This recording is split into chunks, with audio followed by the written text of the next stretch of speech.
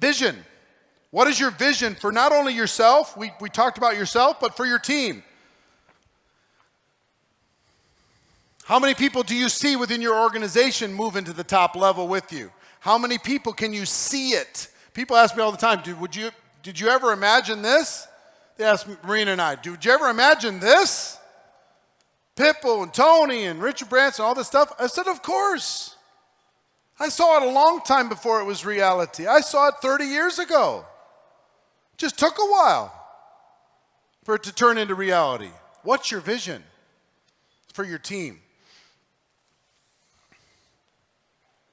I got to talk about one other thing back to you as a person before I talk more about strategy. Go back for a second.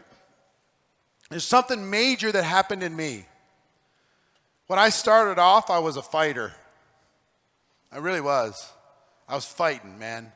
It was us fighting against the bad guys, fighting against the stupid comp plan change that the company didn't need to make, fighting against the ingredient that was in the product, fighting against some cross-line person that wasn't nice to me, fighting against my upline wouldn't support me. I was always looking for a fight, always. And I thought that's what was necessary to be a leader. You had to be a fighter. And make no mistake, sometimes it's good fuel.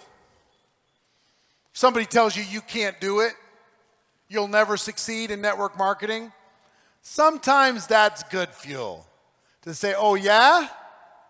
You can't go to the top, you're just a woman. Oh yeah? You can't go to the top, you're over 60 years old. Oh really? Sometimes that's good fuel. But I learned that when you stay in that fighter posture, that fighter stance, you always have drama. You live in a life of drama. With winners and losers. With all kinds of distractions that'll pull you all over the place. Because once you're a fighter, everybody else, you attract the other fighters. And pretty soon, all you're doing is fighting. And it used to be about me, in other words. I would say it was about my team, but it wasn't. It was about me. I wanted to win all the time. And something changed for me when I learned to let go of the fight.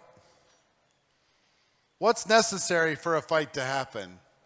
Two people have to be engaged.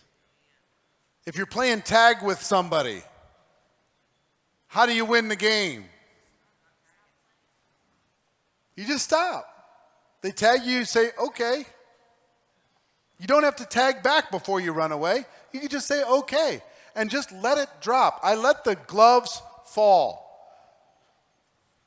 And I replaced the drive that I had from the fight and the righteous anger and the indignation and I'm going to show them and all of this stuff. And I stopped focusing on me and I started focusing on other people. And I found out that when I was contributing to the life of another person, it was better fuel than it was contributing to my own bank account. When I was helping somebody else see a better picture for themselves, it was better fuel than me making a few more dollars or getting to the next rank. Contribution for me changed everything.